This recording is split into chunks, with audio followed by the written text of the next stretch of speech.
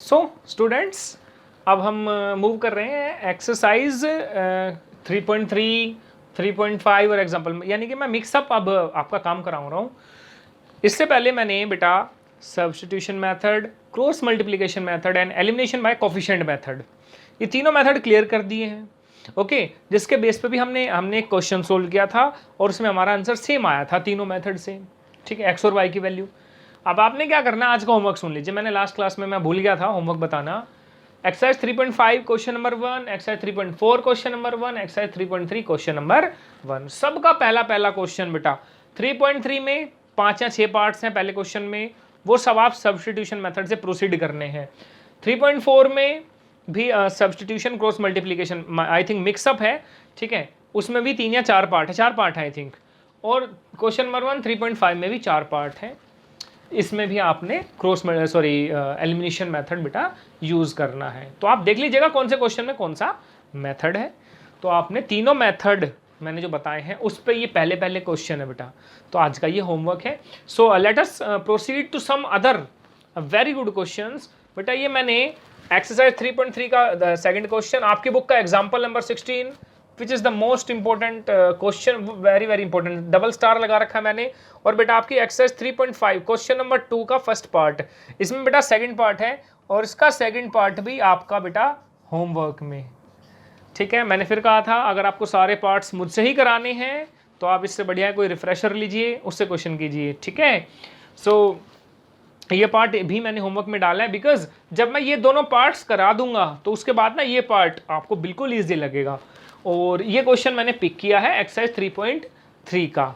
आइए बेटा क्वेश्चन क्या है, सोल्व करना है 2x + 3y = 11, 2x - 4y = -24 और फिर फाइंड आउट करनी है वैल्यू m की और फॉर विच y = mx + 3। ठीक है, तो मेरा मेन काम है पहले x और y की वैल्यू फाइंड आउट करना। तो बहुत ईजी है बेटा क्वेश्चन, सॉल्यूशन नंबर 2। ठीक है, एक्सरसाइज 3.3 का क्वेश्चन नंबर 2 है बेटा ये। तो अब हम ये वाला क्वेश्चन सोल्व कर रहे हैं।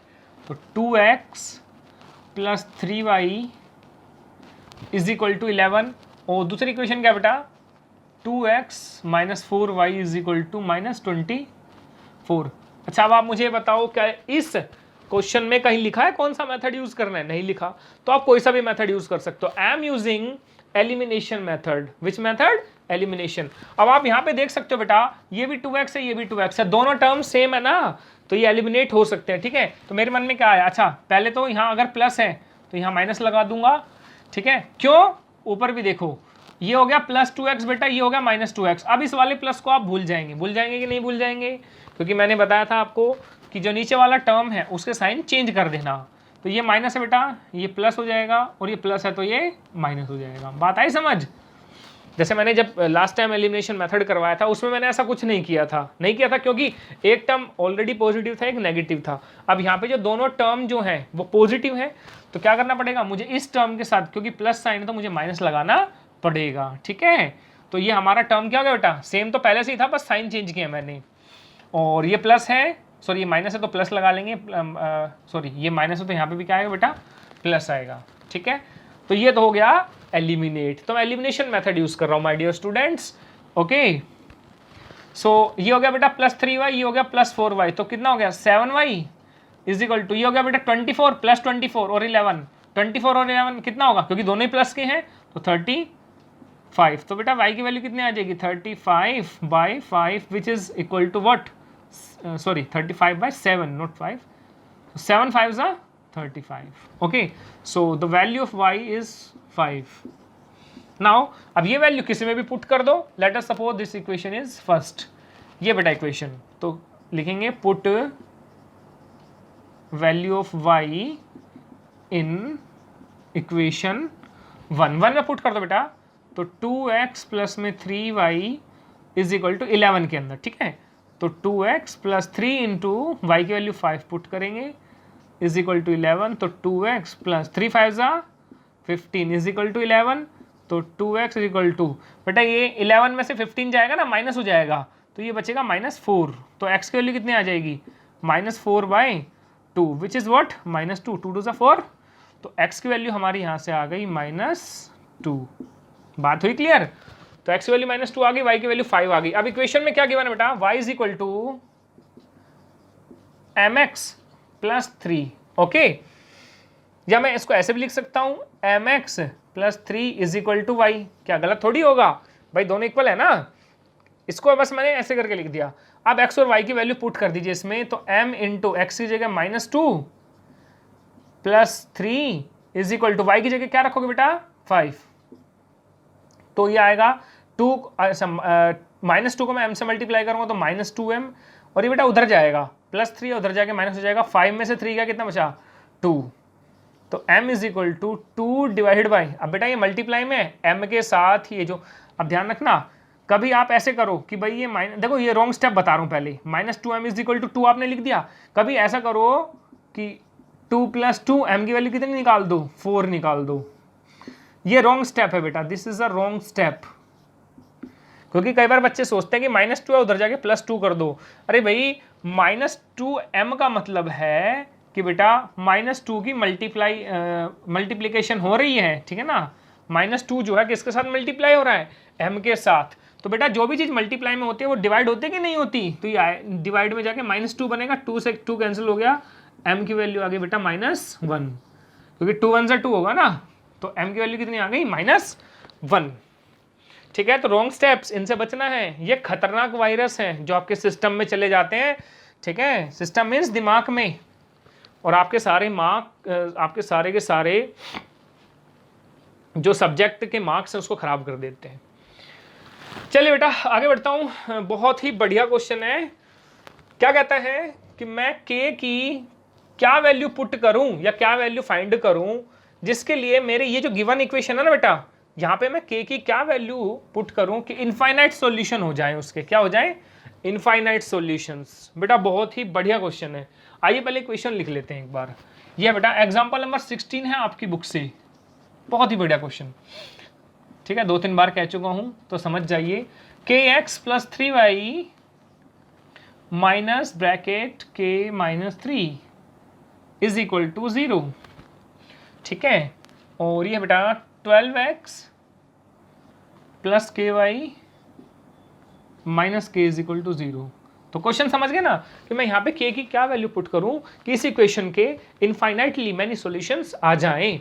ओके, सबसे पहले इक्वेशन में अगर मैं कंपेयर करूं तो a1 की वैल्यू क्या होगी बेटा, ये a1 हो गया, ये a2 हो गया, ये सॉरी a1 b1 c1, तो a1 की वैल्यू k आ गई, b1 की वैल्यू 3 आ गई, और c1 की वैल्यू आ गई minus bracket k1 sorry -k - 3, और a2 की वैल्यू क्या आ गई बेटा 12, b2 की वैल्यू क्या आएगी, देखो y के साथ में क्या बैठा k बैठा हुआ ना, तो k पकड़ो ना, तो ऐसा नहीं है कि b2 की वैल्यू k नहीं हो सकती, ठीक है। और c2 की वैल्यू क्या होगी बेटा -k, क्योंकि ये बैठा हुआ है सिर्फ c की जगह। ओके, तो ये मेरे ख्याल से क्लियर होगा। अब उसने कहा इनफाइनाइट सॉल्यूशन है जी, तो आप बोलेंगे फॉर इनफाइनाइट सॉल्यूशंस, कि भाई इनफाइनाइट सॉल्यूशंस के लिए मुझे पता है कि ये कंडीशन होती है a1/a2 is equal to b1/b2 is equal to c1/c2। होते कि नहीं होती, बिल्कुल होती है। तो अब आप क्या करेंगे बेटा, बहुत इंपॉर्टेंट पॉइंट है, स्टार डाल रहा हूं, ये लाइन नहीं लिखी ना मार्क्स कट सकते हैं पूरे, ठीक है ना, मतलब पूरे चांसेस हैं मार्क्स कटने के। तो a1 की जगह बेटा रख दो k डिवाइडेड बाय a2 की जगह रख दो 12 इज इक्वल टू b1 की जगह रख दो 3, b2 की जगह रख दो k, और c1 की जगह माइनस ब्रैकेट k - 3, और c2 की जगह रख दो -k। अच्छा, इस माइनस से तो ये माइनस वैसे कैंसिल आउट हो जाएगा। अब मेरे यहाँ से बेटा 2 केसेस जनरेट होंगे, ठीक है, तो मैं यहाँ पे केस नंबर 1 ले रहा हूँ। क्या करना है, एक बार तो इन दोनों को इक्वल ले लो कि भाई k/12 is equal to 3/k। तो अब आपको क्या करना है, क्रॉस मल्टीप्लीकेशन, इसको इधर मल्टीप्लाई, इसको इधर मल्टीप्लाई, k को k से मल्टीप्लाई करूंगा कितना आएगा 2k, नहीं k², ठीक है ना, k × k is what k², 12 3 36, और मैंने आपको बताया था स्क्वायर हटाऊंगा, ठीक है, प्लस माइनस लगा के अंडर रूट लगाऊंगा। क्यों लगाता हूं प्लस माइनस, क्योंकि देखो पावर कितनी है 2, वैल्यू पे कितनी आएंगी 2, ओके। तो इसलिए k की वैल्यू क्या आएगी बेटा, प्लस माइनस √36 की वैल्यू क्या होती है 6, ओके। अगर ये भी नहीं पता किसी बच्चे को √36 क्या है, तो वो बच्चा सभी इस हमारे YouTube चैनल पे जितने बच्चे सबको पार्टी देगा, ठीक है। आप देख लो, अगर पार्टी दे सकते हो तो ये आपको नहीं पता होगा, और पार्टी नहीं दे सकते तो फिर पता होगा, ओके। तो मैं नहीं दे सकता इसलिए मुझे पता है, ओके बेटा। केस नंबर 2, केस नंबर 2 में क्या कीजिए बेटा, आप इसको और इसको इक्वल ले लीजिए। तो पहले केस में मैंने इन दोनों को इक्वल लिया, अब इन दोनों को इक्वल ले लेता हूं, मर्जी आपकी है, मर्जी आपकी, आप क्या इक्वल लेना चाहते हो, ओके बेटा। तो 3/k is equal to k-3 divided by k, okay. अब क्या करो, इसको इधर मल्टीप्लाई, इसको इधर मल्टीप्लाई, तो पहले इसको इससे कर दो। तो k को बेटा पहले k से करूंगा तो कितना आएगा, k² माइनस k को 3 से मल्टीप्लाई करूंगा 3k is equal to k को 3 से करूंगा 3k, ओके बेटा। तो अब इसको इधर ले आइए, क्योंकि ये +3k इधर आके क्या हो जाएगा -3k, तो -3k इज इक्वल टू में क्या बचा 0, तो k² minus 6k is equal to 0।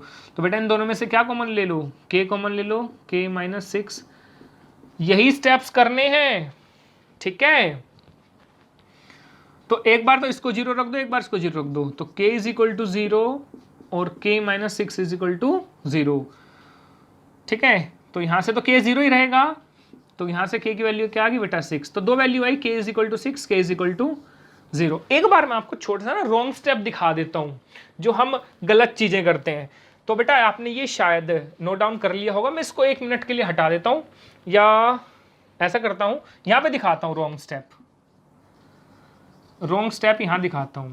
अब देखो कैसे आप गलत कर देते हो, ठीक है बेटा। देखो यहाँ पे थे ना हम, तो यहाँ पे k², यहाँ से तो मैंने k की दो वैल्यू निकाल दी, क्योंकि देखो ना हाईएस्ट पावर 2 है, दो वैल्यू आनी चाहिए थी, आ गई। तो k² minus 3k is equal to 3k। बच्चे क्या करते हैं, इसको उधर ले गए, ठीक है जी। k² इज इक्वल टू, ये उधर जाके प्लस हो जाएगा तो हो जाएगा 6k।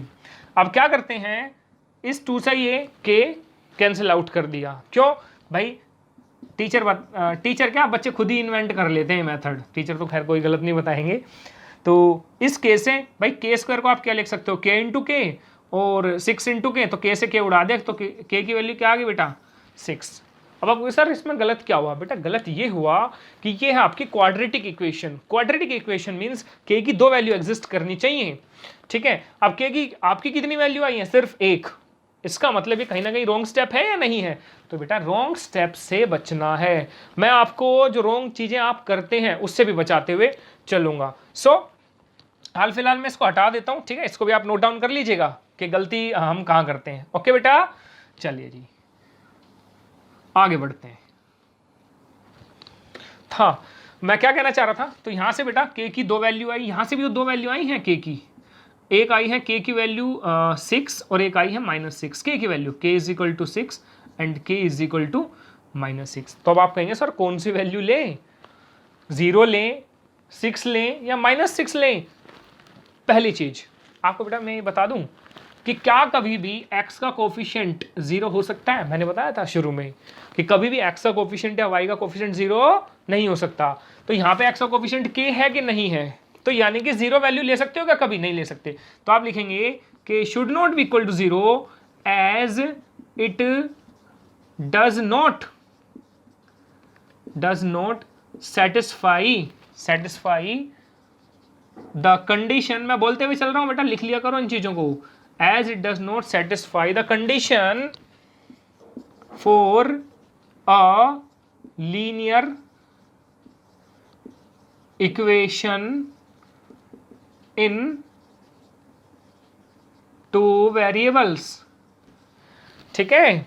As it does not, तो k तो कभी भी 0 नहीं हो सकता, इसका रीजन मैंने दे दिया बेटा, k should not be equal to 0 as it does not satisfy the condition for a linear equation in 2 variables। तो दो वेरिएबल्स में जो लीनियर इक्वेशन होती है उसी कंडीशन को तो ये सेटिस्फाई नहीं करता, क्योंकि कभी भी x का कोफिशिएंट या y का कोफिशिएंट 0 नहीं हो सकता। तो k 0 क्यों नहीं लेंगे, वो खत्म। उसके बाद बेटा मैं यहां से हटा देता हूं एक बार,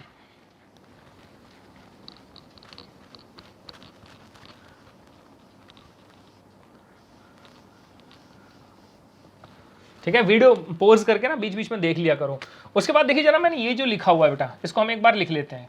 k by 12 is equal to 3 by K is equal to k minus 3 by K. जरा पुट कीजिए k की वैल्यू -6, ठीक है।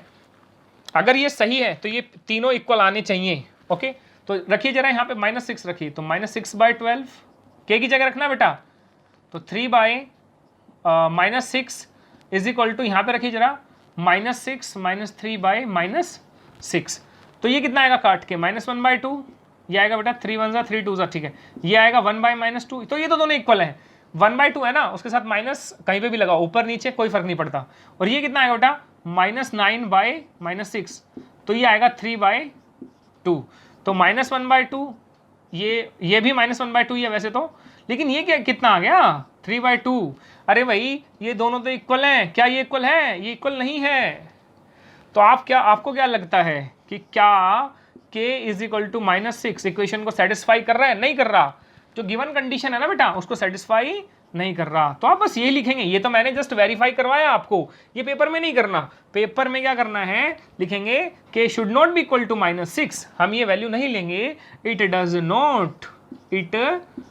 Does not satisfy the given pair of linear equations, ठीक है बेटा। It does not satisfy the given pair of linear equation. k is equal to -6 रखेंगे ना, तो इनफाइनाइट सॉल्यूशन नहीं आ रहे। आप देख रहे हो, पहले दो तो इक्वल आ रहे हैं, तीसरा इक्वल नहीं आ रहा। और कंडीशन में क्या बोला हुआ है, तीनों इक्वल आने चाहिए। तो अब बचा k इज इक्वल टू 6, तो देयरफॉर बचा क्या, k इज इक्वल टू 6। ये आपका अल्टीमेट आंसर आ गया। अब आप कहेंगे सर इसे भी पुट करके देख लें। अरे भाई देख लो, 6/12 1/2, 3/6 1/2, 6 - 3 3/6, 3/6 इज 1/2, तो 1/2 1/2 1/2 तीनों आ गए। तो ये आपका गिवन कंडीशन को सेटिस्फाई कर रहा है। तो k इक्वल टू 0 क्यों नहीं लेंगे, ये बता दिया। k इज इक्वल टू -6 क्यों नहीं लेंगे, ये भी मैंने बता दिया। ये नहीं लिखना पेपर में, ठीक है ना, ये नहीं लिखना पेपर में, ये बात ध्यान रखेंगे आप। ओके, ये जस्ट मैंने आपको बताया है कि क्यों नहीं ले रहे हम, इसलिए तो मैं कह रहा था कि बहुत बढ़िया क्वेश्चन है। एक्चुअली जो वैल्यू आती है वही आंसर नहीं होता बेटा इस टाइप के क्वेश्चंस में, ठीक है। तो आपको सारी वैल्यू चेक करनी पड़ेंगी। ये क्यों नहीं होगा, ये क्यों नहीं होगा, मैंने बता दिया रीजन, और ये क्यों होगा वो भी मैंने आपको बता दिया। मेरे ख्याल से बात क्लियर हो गई होगी। सो होप कि क्वेश्चन समझ में आया होगा। Till then note it down.